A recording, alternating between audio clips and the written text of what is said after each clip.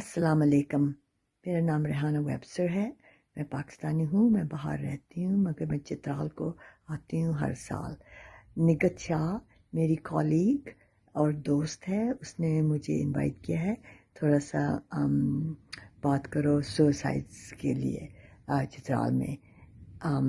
वो एक छोटी सी मूवी बना रही हैं दरिया के इस पार एंड मैं अच्छा so there are only a few larger towns, and they're just towns like Chitral town, Karam Chashma, Bundi, and maybe Mastuj.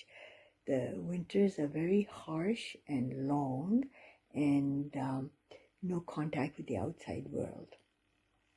So that makes a real problem for the people that are living there in these small little communities. Nutrition is poor. What you grow is what you eat, and it's not enough to sustain, good healthy bodies necessarily. Some people have a bit more and some people have a bit less. Okay, now the other problem is that the youth have been highly educated.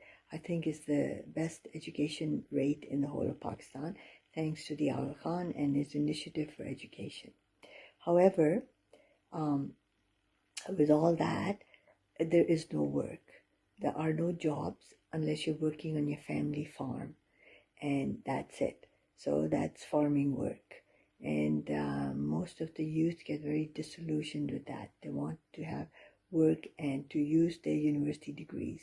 For that, they can only leave Chitral and go somewhere else and maybe find work in that field. So that makes a problem. Okay, so lack of work, lack of employment, lack of outside activities.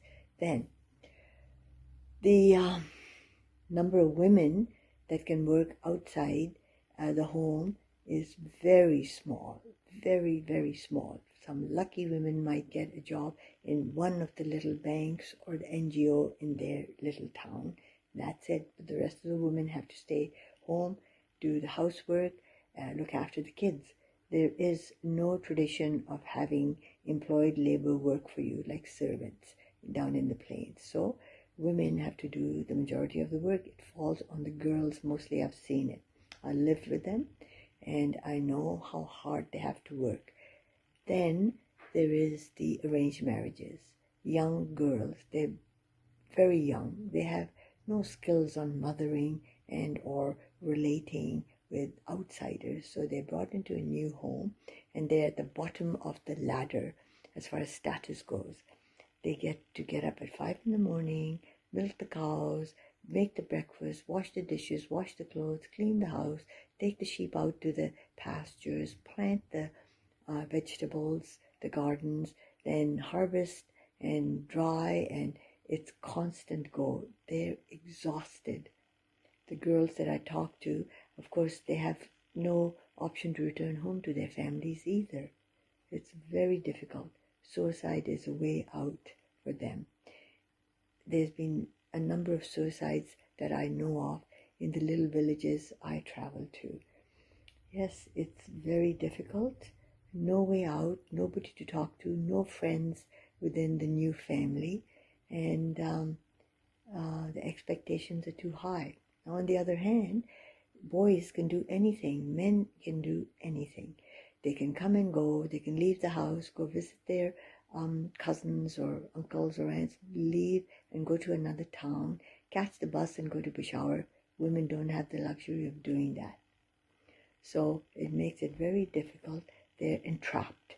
And some of them said to me, if this is what life is going to be, I might as well be dead, because, it is too hard. Hard work, all manual work, and depending on your status in the family, where you are, you get to do it all.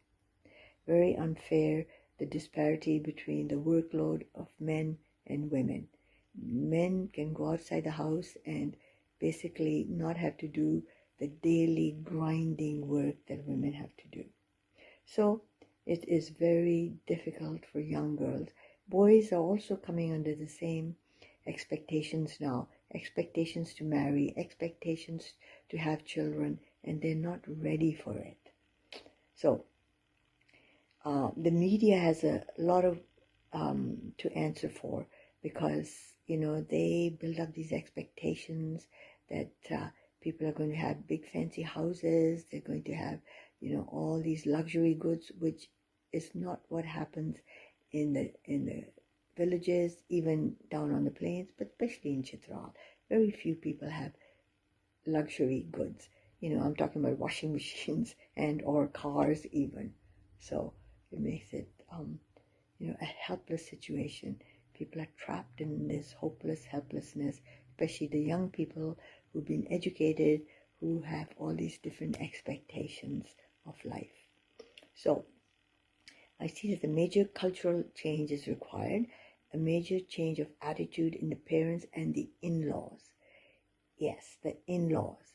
They need to be far more understanding of the new girls that are coming into their households. Be more open, be more supportive. Not that there aren't supportive parents, there certainly are, but the majority, think, oh, well, we used to do it in our day, why can't they do it? But things have changed. So major change of attitude of parents and in-laws is required. Major change of attitude of males, young husbands. They need to stay home and support their wives. Maybe even a redistribution of workload within the family unit, with males and females. So how it's going to be done? Grassroots. It's got to be a grassroots initiative. Have to learn or teach people to build empathy towards young brides and their younger, sons. They just have different expectations.